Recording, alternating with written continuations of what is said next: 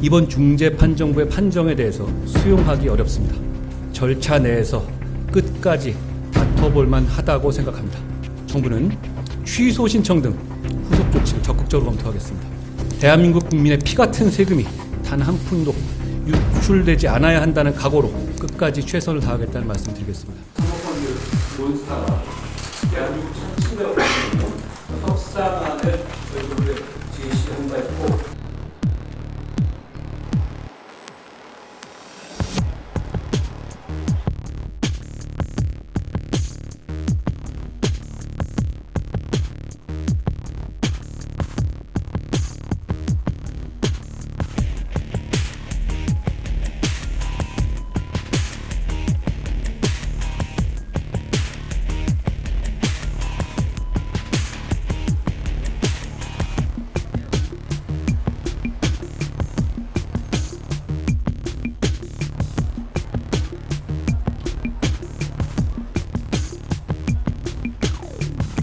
이번 중재판정부의 판정에 대해서 수용하기 어렵습니다. 끝까지 다퉈볼 만하다고 생각합니다. 안녕하세요. 법무부 장관 한동훈입니다. 미국 사모펀드 론스타가 대한민국 정부를 상대로 제기했던 국제 투자 분쟁 ISDS 사건에 대해서 2012년 중재 절차가 개시된 후 10년 만인 오늘 오전에 판정이 나왔습니다. 판정 결과를 말씀드리겠습니다. 총 3명으로 구성된 중재판정부는 2대1로 여러 쟁점 중에서 금융쟁점에 대한 론스타 측의 주장을 일부 받아들여서 우리 정부 측의 미화 2억 1,650만 달러 및 이에 대한 2011년 12월 3일부터 완제일까지 한 달 만기 미국 국채 수익률에 따른 이자 상당을 배상하도록 판정했습니다. 구체적으로 중재판정부의 다수 의견, 그러니까 3명 중에 2명입니다. 이 중재판정부의 다수 의견은 론스타가 외환은행을 하나금융에 매각할 당시에 우리 정부의 승인심사 지연으로 인해서 매각 금액 약 4억 3,300만 달러가 인하되었는데 이런 우리 정부의 승인심사 지연 행위가 공정, 공평대우 의무를 위반했다고 판단했습니다.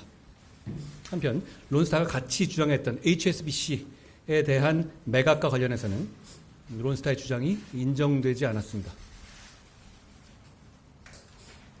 그러나 중재판정부의 다수 의견, 아까 말씀드렸던 3명 중에 2명이죠. 다수 의견은 외환카드의 주가 조작 사건에서 론스타 측의 유죄 판결 확정들 근거로 해서 론스타의 형사적 잘못이 금융당국의 승인 지연에 영향을 미쳤다고 판단해서 배상 금액을 4억 3,300만 달러의 절반인 2억 1,650만 달러만 인정한 것입니다. 참고로 론스타 임원들이 2003년에 외환카드의 허위 감자서를 유포해서 주가를 조작한 것에 대해서 2012년 대법원에서 유죄 판결이 확정되었고 2007년에는 론스타의 미국 부회장 등에 대해서 범죄인 인도 청구가 이루어진 바가 있습니다. 한편 중재판정부의 소수 의견, 아까 말씀드린 3명 중에 1명입니다. 이 소수 의견은 론스타의 외환카드 주가 조작 검찰 수사가 유죄로 확정되는 등 금융당국의 승인 심사는 정당했고 론스타가 주장하는 손해는 론스타 스스로 자초한 것이며 우리 정부의 책임이 전혀 인정되지 않는다고 판단했습니다. 이 소수 의견에 따르면 우리 정부의 배상액은 0원이 됩니다. 결론적으로는요. 중재판정부의 다수 의견에 따라서 2대1로 론스타 측의 청구 금액 약 46억 8천만 달러, 약 6.1조 원 중에서 2억 1,650만 달러, 약 2,800억 원 정도 되겠네요. 청구 금액 대비 약 4.6%가 인용된 것입니다.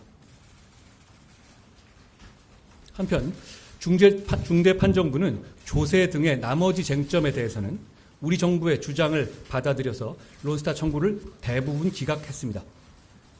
특히 액수가 많았던 조세 쟁점에 대해서는 모두 정부가 승소했습니다. 이에 대해서는 배포해드린 보도자료를 참고해 주시기 바랍니다. 10년이 긴 세월인데요. 지난 10년간의 주요 사건 진행 경과를 간략히 말씀드리겠습니다.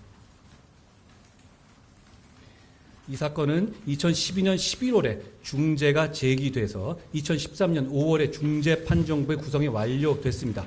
그리고 론스타와 대한민국 정부 양측은 2013년부터 2015년까지 서증 1546건, 증인, 전문가 진술서 95건을 비롯한 방대한 증거 자료를 제출해서 서면 공방 절차를 진행해 왔습니다.